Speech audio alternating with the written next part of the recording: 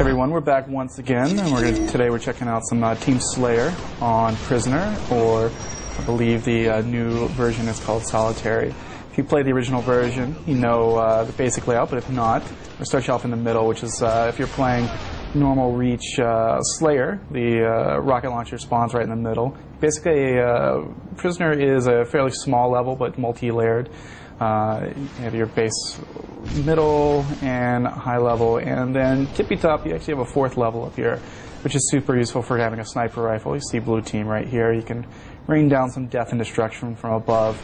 Most of the action takes place in the center area, which is a lot of ramps and walkways across the map.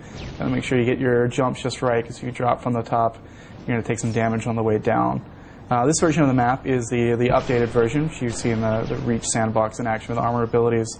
We're going to take you around some of the new stuff. So in this top level, in addition to the lift, which takes you up here, you also have a couple of walkways on the backside. You also show off some of the skybox element. In this version of Prisoner, it's actually placed in the middle of this kind of mysterious structure on this snow map right here. Actually, it's placed on a snow world, and I'm not quite sure why you're set up here, but it's sort of mysterious and gives you context. So even if you're in a small enclosed space, you're actually in a large environment, even though you can't necessarily access it. There is a very similar space on the other side of the map, which has blue lighting instead of red. So if you're playing objective types, it's easier to tell the different parts apart, different sections of the level apart.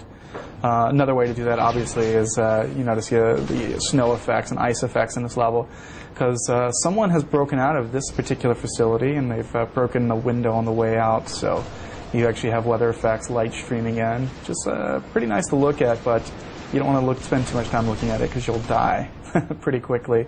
In the classic version of the map, you also have some other custom power-ups which replicate the basic layout and weapons layout from the original map.